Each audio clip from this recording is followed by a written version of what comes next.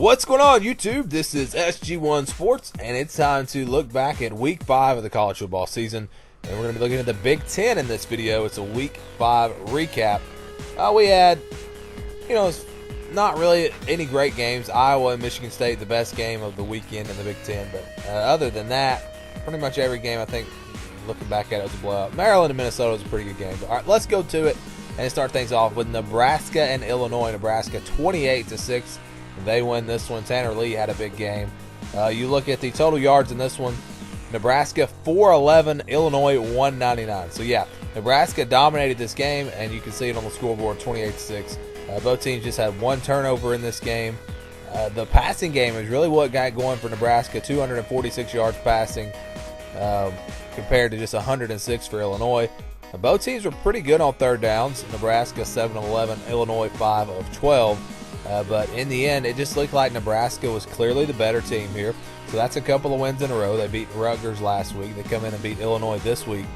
So, maybe Nebraska's starting to get it going a little bit. They had a really tough schedule to start the season. That loss to Northern Illinois, really, that's going to come back to haunt them big time, because they'd be sitting here at 4-1 if they had won that game.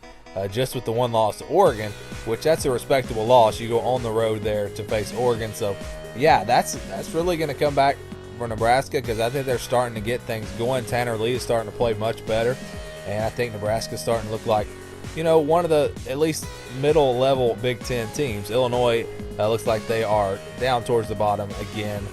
So really, Illinois and Rutgers seem like they are clearly the worst two teams in the Big Ten. So which one's the worst? I don't know. Take your pick. Illinois again. It looked like they might be a little better this year at the beginning of the season, but now it just looks like it's going to be the same old Illinois team that we've seen in the last few years. All right, how about probably one of the bigger surprises of the weekend in college football, especially here in the Big Ten? Maryland goes on the road and upsets Minnesota. This Minnesota defense had played so well through 3 games of the season, but Maryland was able to find some things. And they're on like their 3rd or 4th string quarterback. So, yeah, it didn't look like Maryland had any chance in this game. We kind of saw that Maryland team that we saw against Texas. So they're really kind of all over the place right now. What are we really going to get out of Maryland? That's tough to see, because, they go out and get blown out by UCF last week. So, yeah, Maryland, tough team to figure out right now. Total yards in this game, Maryland 416, Minnesota 309. So that was, Minnesota's offense just couldn't really get going here in this one. Turnovers a big problem as well for Minnesota. They had 2, Illinois had 0. So that, maybe looking at that as one of the bigger factors in this game. Rushing yards, Maryland had 262, Minnesota just 80. So they really got that run game going. They didn't have to pass it a whole lot. And, yeah, Maryland just goes in and gets a huge win here on the road.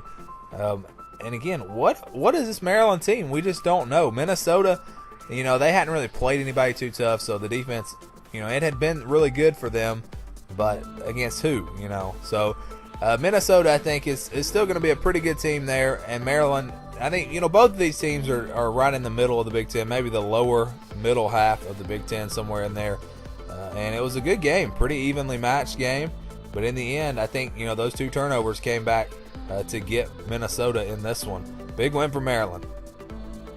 All right, Wisconsin hosting Northwestern. Looked like we might see an upset at halftime. Northwestern was winning this game, but in the end, Wisconsin, again, we've seen this a few times out of them. They struggle a little bit in the first half, come out strong to start the second half and pull away.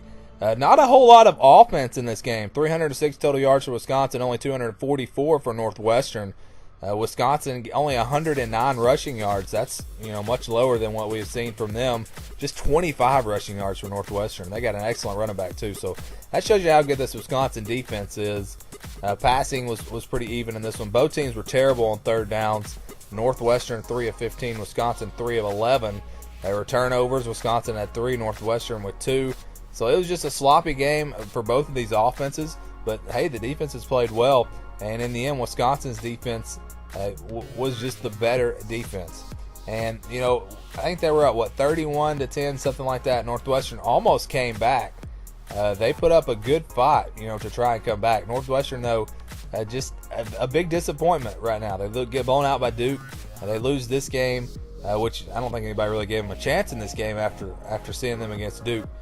But I thought they were going to be really good this year. I thought Northwestern, they were in my preseason top 25, so they are a huge disappointment, especially for me personally. I thought they were going to be much, much better than what they have been. And Wisconsin, we still need to see them against a tougher opponent. But for now, they are looking like they're going to roll through the Western Division of the Big Ten. All right, how about Indiana at Penn State? This was, on the scoreboard, 45-14. You think Penn State, wow, they dominated. This game actually could have been a lot closer. Saquon Barkley takes the opening kickoff back for a touchdown. That was huge. It really gave them the momentum starting out in this game. But Indiana, as far as the yardage goes, they played with them and played very close. Penn State had 370 yards. Indiana just 352.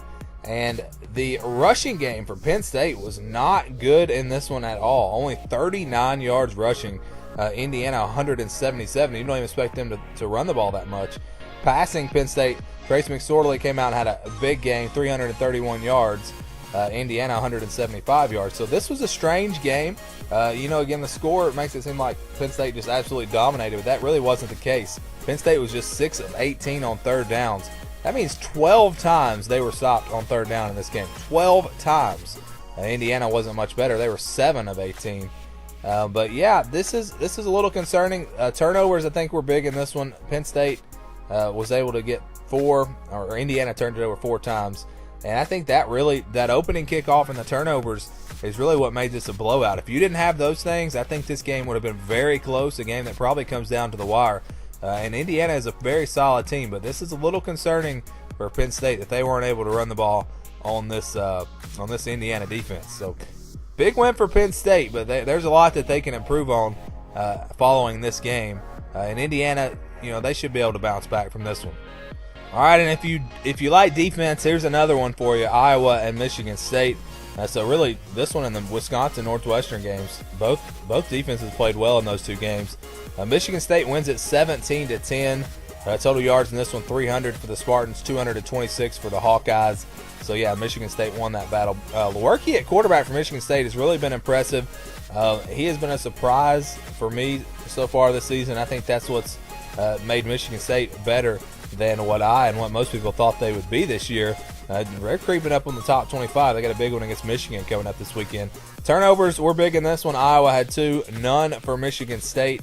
And I've really been kind of going into the numbers of all these games this week. If you went back to the SEC, it was all about third down efficiency. Well, here in the Big Ten, it seems like it's all about turnovers.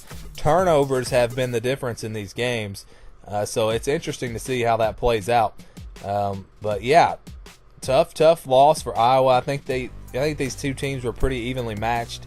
Again, I think the turnovers were the difference in this one. And this was a big win for Michigan State. They get some momentum, get ready for Michigan. Can they pull off the upset? It's going to be tough. It's going to probably be a defensive game, a low-scoring game. But we'll see what happens. Third down efficiency in this one, both teams were pretty bad. Iowa 4 of 14, Michigan State 5 of 14. So again, you're not really seeing much difference in these third down efficiencies in the Big Ten like you saw in the SEC. So it's just interesting to look at all these stats. But yeah, turnovers seem to be the big story here. And again, in this one, Michigan State wins the turnover battle. They win the ball game. All right, Ohio State on the road at Rutgers, no problem at all. 56-0, they win this game. They outgained them 628-209. So this was complete domination by Ohio State. 342 passing yards. They got it going there. 286 on the ground. They did have 10 penalties. Both teams actually had 10 penalties in this game. 2 turnovers for Rutgers. Again, that's been the story here in the Big Ten, is the turnovers, which it wouldn't have mattered in this one. Rutgers had no chance. This was a dominant win here for Ohio State. This is one of those that, like I said, they needed a huge win here to get some momentum, to show that they are still one of the best teams in college football, and I think they did just that. This was an Alabama top win. They completely dominated, and this was a huge win for them. They were expected to win, but sometimes based on how we've seen them play this year, you were a little worried if you're an Ohio State fan. Maybe they would sputter a little bit, get out of there with a 14 or 21 point win, something like that. But no, they go in complete domination, 56 points. They don't allow a single point. So this is huge for Ohio State. I think it's exactly what they needed. I talked about a lot of these teams throughout college football that had a chance to really get some momentum this week. And you look at a team like Ohio State, they got it done. Look at a team like LSU, they sure didn't get it done. So, yeah, huge win here for Ohio State. And that's going to do it for this week's recap in the Big Ten. Go ahead and leave a comment with your thoughts on the games from this week down below. And thanks for watching. And stay tuned for more here on the SG1 Sports YouTube channel.